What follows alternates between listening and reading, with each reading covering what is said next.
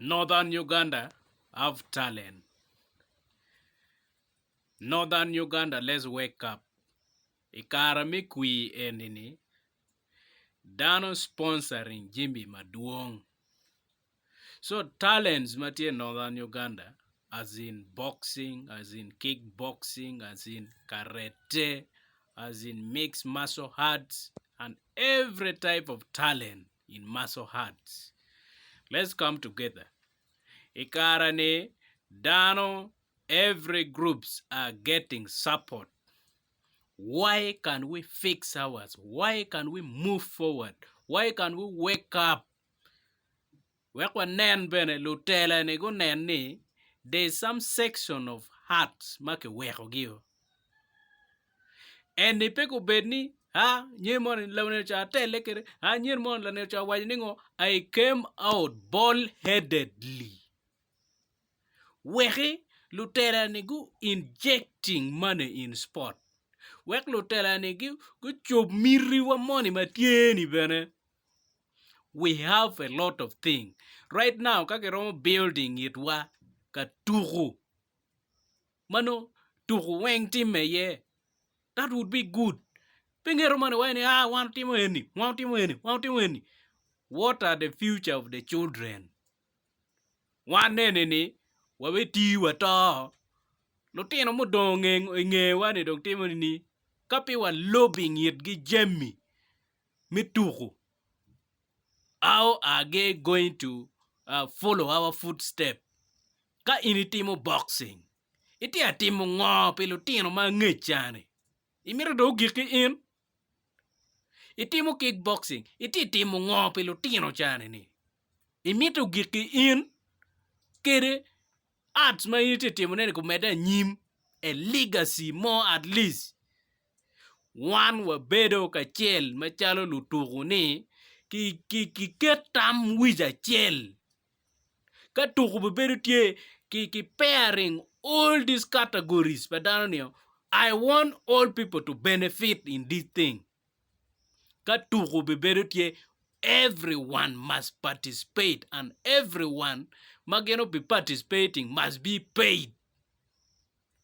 Because you cannot suffer a training for all this long tia bene without getting anything. Ka neno lutuku madon. Magutuku iruome wilobo. Iruome Africa. Iruome Uganda. Mukene ti alanye di gulu siti kanyma konye pe. Why don't we use this opportunity to present them also? What is your any? There are very many. So, penge romono wae ana wa teka longere. Kongo. Idi ring ke chero ka nyuto ni, this one is capable, this one is not. This one capable, this one is not. That is game matie. That is why Kenya inero tukoti are developing. Because gibino ka chel. Then they select the best. That is why I came out willingly. We are non challenger. So that a turi pen mwagati ka chero. Teka waturu. At least miu ki keru ki ngerumoni. Let it be a organized game. Malu loki benerne talent money beka tikany so that they start matching people. Why any betie. That is my aim. Pete loki ni ando ka teka lo kono ando lo bao mi keru mere mi lok. Mi kelu Jimmy. So if my being honest, kidong being bald-headed, where Ginomano being would support people like Acholi, talent in martial arts, with Tiuke de Mabe. Peo nene yo mi nyeko, peo nene nyedok mi chere. That is, kit wa mone mere mi Acholi ni, pebi aki komwa matwal. Pebi aki komwa. That is why, Lurok no jemi mabej wana Acholi, watuk me cha. Jimmy karwa enu menu. So kangerumo tiki wheat matiu. Please. Lego ni Lutela. Upori kom nget mu ukelu. idea me supporting talent in northern Uganda. Let's support Lutela ni Oweng umaro supporting ngwech ki udilu kiken. Boxing ki yobo kany baby no wadano o miachiel. Kickboxing ki yobo Gulu City kany dano no pe o wa miachiel. Just of recent, Uganda beruka PM ki Kenya. Gulu Boxing Club uchung machalo Uganda. Chiri yo nyama kuja dano pe o bino mapol.